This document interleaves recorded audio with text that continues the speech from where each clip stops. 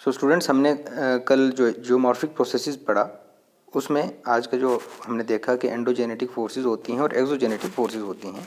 आज का हमारा टॉपिक एंडोजेनेटिक फोर्सेस को लेकर रहेगा कि एंडोजेनेटिक फोर्सेस कौन सी होती हैं, इसी को हम एक्सप्लेन करेंगे। तो ये वो फोर्सेस होती हैं जो कहाँ से आती हैं, coming from with in the earth. ये अर्थ क्रस्ट है, इसके इंटीरियर से जो फोर्सेस आएंगी वो कहलाएंगी एंडोजेनेटिक या एंडोजेनिक फोर्सेस। ओके, दो तरीके से, ठीक है, जो मूवमेंट काज करेंगी अर्थ पर, एक होगी हॉरिजेंटल मूवमेंट, एक होगी वर्टिकल मूवमेंट।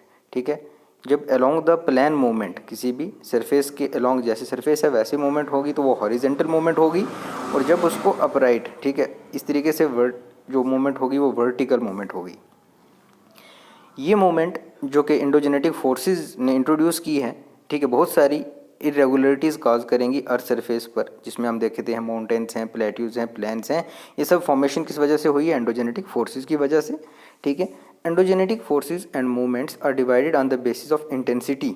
ठीक है, उनकी इंटेंसिटी के बेस पर, असर के बेस पर कितने में बांटा गया है? एक है डायस्ट्रॉफिक फोर्सेस, एक है सडन फोर्सेस।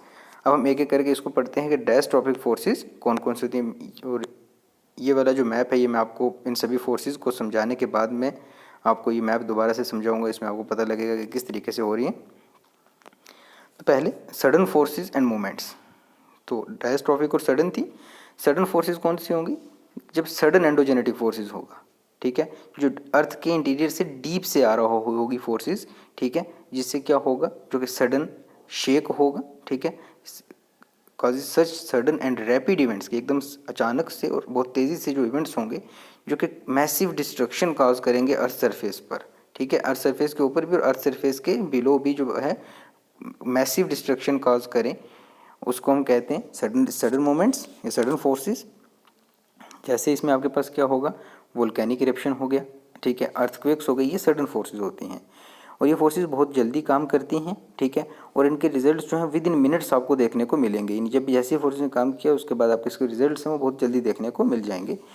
और लेकिन ये जो फोर्सेस हैं रिजल्ट ऑफ लॉन्ग प्रिपरेशन, बहुत लंबा जो है प्रोसेस, जैसे वोल्केनो है तो वो पहले बहुत लंबा प्रोसेस कॉज करेगा।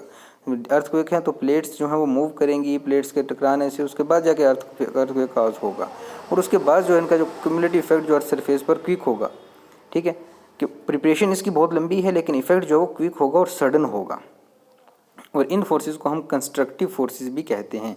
ठीक है, कंस्ट्रक्टिव फोर्स भी कहा जाता है सडन फोर्सेस को। एग्जांपल है इसकी वोल्केनिक इरप्शन और अर्थक्वेक्स। दूसरी आ जाती हैं आपके पास डायस्ट्रॉफिक फोर्सेस।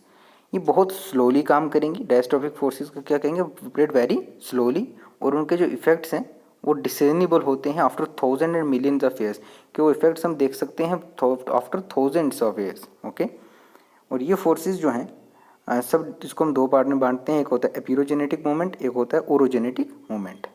एपिरोज का मतलब क्या हो गया? कॉन्टिनेंटल, और जेनेसिस का मतलब हो गया ओरिजिन। दो तरीके से हमने बांट दिया डायस्ट्रॉफिक को, एक को कहा एपिरोजेनेटिक और दूसरे को कहा ओरोजेनेटिक। एपिरोजेनेटिक में जब हम आएंगे तो एपिरोज में क्या है? एपिरो का मीनिंग होता है कॉन्टिनेंट और जेनेसिस का मतलब हो गया ओरिजिन, कि cause upliftment and subsidence of continental masses through upward and downward movement respectively।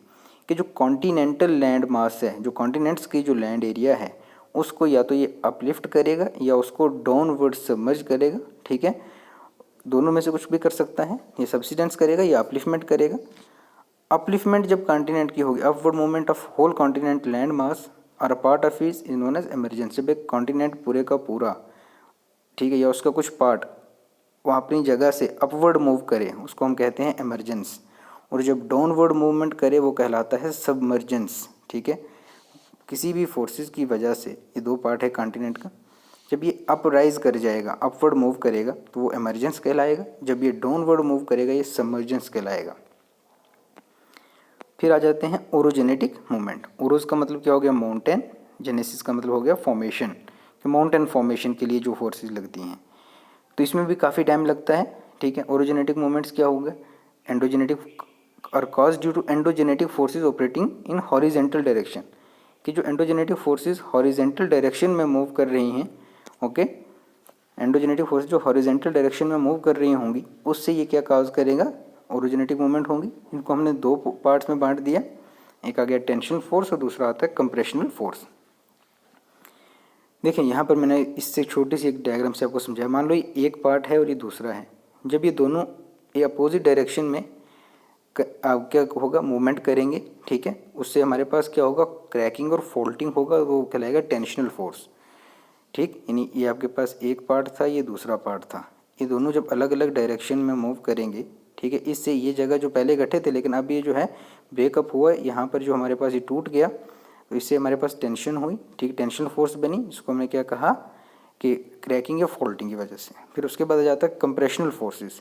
जब वही दो मोमेंट आपस में आकर आमने सामने आके टकराएं, ठीक है, उससे इस जगह पर कंप्रेस्ड होना शुरू हो जाएगा और ये जगह या तो फोल्ड होना शुरू हो जाएगी या फिर किसी कोई और शेप ले लेगी और इससे फोल्ड बनते हैं, रैपिंग होती है, ठीक है। जैसे यहाँ पर क्रैकिंग और फोल्डिंग होता है, यहाँ पर फोल्डिंग हो सकता है या रैपिंग हो सकता है।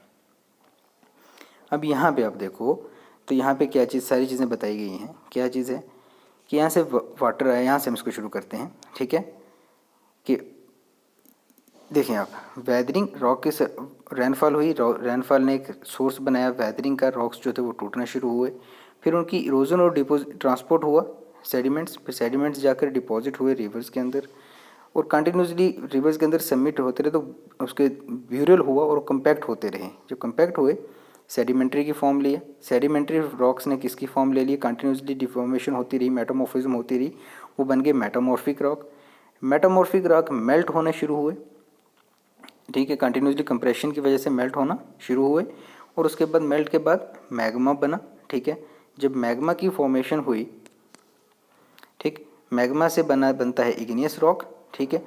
इग्नियस रॉक्स को कंटिन्यूसली अब देखो तो यहाँ से अपलिफ्ट हो रहा है, यहाँ से देखो ये अपलिफ्टमेंट होना शुरू हुई और अपलिफ्टमेंट से ये रॉक्स अर्थ सरफेस पर आए और अर्थ सरफेस पर फिर उन्होंने डिफरेंट स्ट्रक्चर्स बनाना शुरू किए, माउंटेन्स हो गए, प्लेन्स हो गए, प्लेट्यूज हो गए। तो ये पूरा एक साइकिल है कि भाई किस तरीके से इंटीरियर ऑफ द अर्थ से फोर्सेस जो हैं वो रिस्पॉन्सिबल होती हैं कि हमारे पास किसी चीज़ के लिए डिफरेंट फिनोमेना जो है अर्थ सरफेस पर जो अलग अलग फिजिकल स्ट्रक्चर्स हैं उनके लिए।